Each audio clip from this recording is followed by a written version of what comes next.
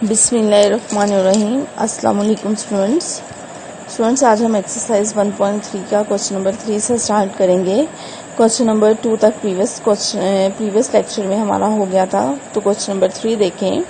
F of X is equal to 3x। अब 3x आपने कब यूज करना है फंक्शन की वैल्यू, जब x less or equal to हो -2, और फिर x स्क्वायर -1 को कब यूज करना है, जब x की वैल्यू -2 से +2 के दरमियान में हो।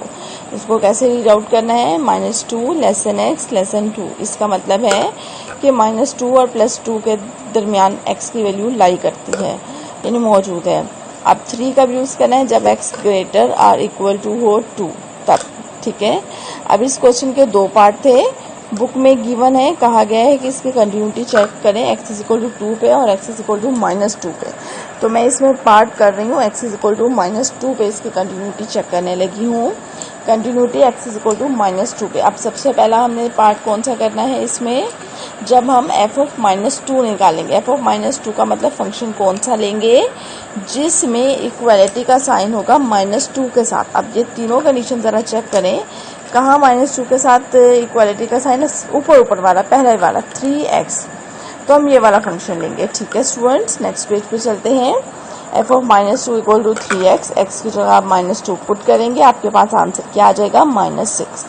उसके बाद सेकंड स्टेप हमारा क्या था, लेफ्ट हैंड लिमिट और राइट हैंड लिमिट निकालना।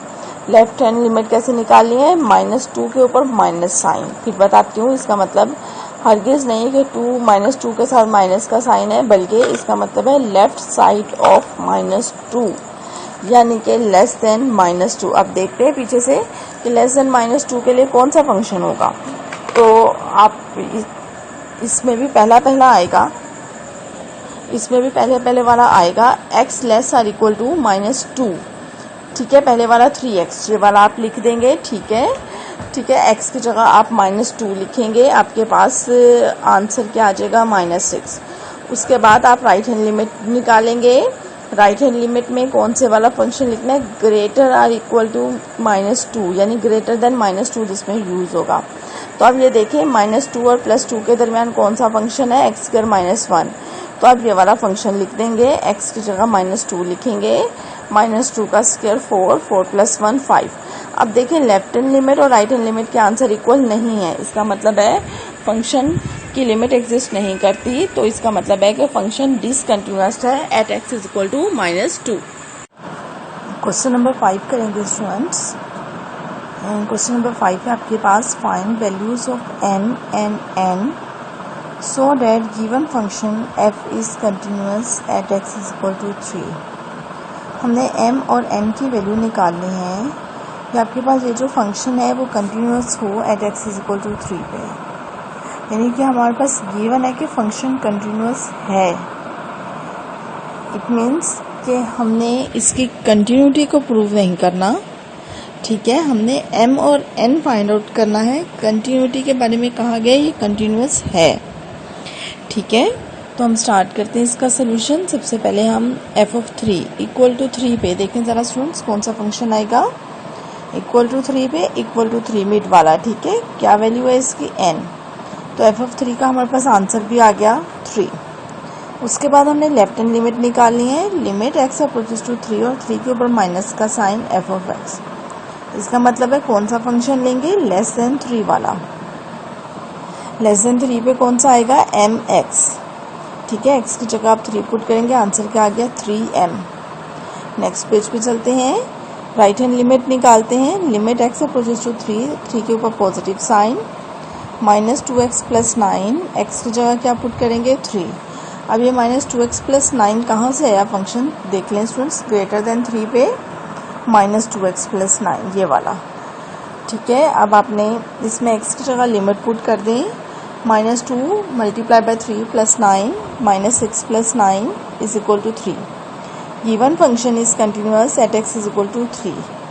अब हमें क्या कहा गया है कि फंक्शन कंटिन्यूअस है, इसलिए मैंने ये लिखा, गिवन फंक्शन इज कंटिन्यूअस। इसका मतलब ये है कि लिमिट एग्जिस्ट कर रही है। अगर लिमिट एग्जिस्ट कर रही है, इसका मतलब है लेफ्ट हैंड लिमिट और राइट हैंड लिमिट के आंसर बराबर हैं, तो वो आंसर बराबर रख देते हैं। लेफ्ट हैंड लिमिट का आंसर क्या आया है, 3m। राइट हैंड लिमिट का आंसर क्या आया है, आपके पास 3, दोनों को इक्वल रखें, 3m इक्वल टू 3, तो m का आंसर क्या आएगा 1। इसके बाद हमें कहा गया ये फंक्शन कंटिन्यूस है, इसका मतलब है f ऑफ 3 और लिमिट का आंसर बराबर है। अब f ऑफ 3 क्या है आपके पास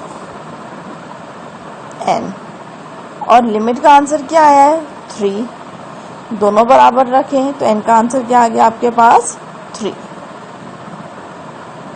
स्टूडेंट्स अब हम करेंगे question number 6, find value of k so f of x is continuous at x is equal to 2। f of x हमारे पास गिवन है, ठीक है, square root 2x plus 5 minus square root x plus 7 divided by x minus 2। ये function की value कब आपने use करनी है, जब x does not equal to हो 2। डज नॉट इक्वल में कौन सी कंडीशन आती है, लेस वाली भी और ग्रेटर वाली भी, ठीक है। इक्वल का मतलब तो हो गया ना इक्वल टू 2, और डज नॉट इक्वल अगर लेस देन 2 है तो वो भी तो x इज इक्वल टू 2 नहीं है, और अगर ग्रेटर देन 2 है तो वो भी नहीं है इक्वल, तो वो दोनों कंडीशन इसमें आ जाएंगी, ठीक है। हमने इसकी कंटिन्यू और कहा गया है कि हमारे पास find value of k function continuous है प्रीवियस क्वेश्चन की तरह, ठीक है।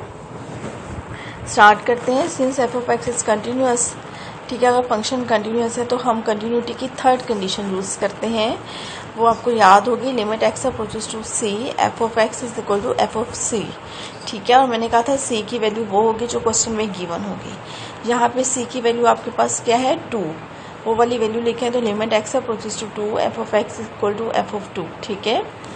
तो अब f ऑफ x फंक्शन की वैल्यू लिख दी, f ऑफ 2 का आंसर क्या आएगा, इक्वल टू 2 पे कौन सा यूज़ करना है, ये देखें k वाला यूज़ करेंगे। नेक्स्ट पेज पे चलते हैं। आपने रेशनलाइज मेथड पढ़ा था 9th 10th क्लास में, ठीक है, वो मेथड यूज़ करके इसको रेशनलाइज कर रहे हैं। वो इस वजह से कि जब आप इसमें लिमिट पुट करते हो तो ये 0/0 फॉर्म हो जाती है। जब आप x की जगह 2 पुट करोगे ना, यहाँ पे देखें ज़रा, x की जगह जब आप 2 पुट करोगे तो 2x प्लस 5 कितना हुआ, 2x की जगह 2 पुट करें तो 2 टू द 4 प्लस 5 9, और फिर माइनस के रूट 9 माइनस के रूट 9 0, ठीक है। फिर x की जगह 2 तो डिनोमिनेटर में भी 0, तो 0/0 फॉर्म आ रही है लिमिट पुट करके। इस वजह से हम इसको रेशनलाइज करते हैं। रेशनलाइज का क्या तरीका है, आपने square root 2x plus 5 plus square root x plus 7 से मल्टीप्लाई भी करना है और डिवाइड भी करना है, ठीक है students. Limit x approaches to 2, nominator में चेक करें students, square root 2x plus 5 minus square root x plus 7 multiply हो रहा है square root 2x plus 5 plus square root x plus 7। Formula बनेगा a minus B multiply by a plus B, तो ये बराबर होता है a square minus B square के। तो a वैल्यू आपके पास क्या है 2x प्लस 5, इसका स्क्वायर कर दें, minus square root x plus 7 का स्क्वायर करें, स्क्वायर से स्क्वायर रूट कैंसिल हो जाएगा, ठीक है। 2x plus 5 minus x minus 7 आ गया, 2x में से x को माइनस करें तो x बचेगा, 5 में से 7 को माइनस करें तो 2। डिनोमिनेटर की सिंप्लीफिकेशन सेम वही चलती जाएगी, यानी कोई सिंप्लीफाई नहीं हो रहा, सिर्फ 2 फैक्टर मल्टीप्लाई हो रहे हैं। अब x माइनस 2 से x माइनस 2 कैंसिल हो जाएगा, 2x plus 5 plus square root x plus 7 denominator में बचेगा। अब आप इसमें लिमिट पुट कर दें, लिमिट क्या है x अप्रोचेस टू 2, यानी कि x की वैल्यू आप 2 इसमें पुट कर दें, आपके पास 2 to the 4 plus 5 square root 9, square root 9 का आंसर क्या आएगा, स्क्वायर रूट 3 आएगा, और plus 2 plus 7 9 square root 9 answer क्या आ जाएगा 3, तो 3 प्लस 3 हो गया 6, k का आंसर आ गया 1/6 आपके पास, ठीक है।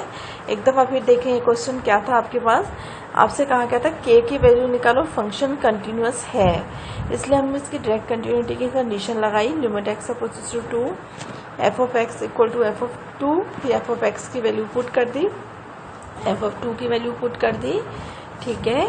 उसके बाद हमने इसको रेशनलाइज किया, उसके बाद नोमिनेटर और डिनोमिनेटर का फैक्टर कैंसिल हो गया, फिर हमने लिमिट पुट की तो हमारे पास k का आंसर आ गया।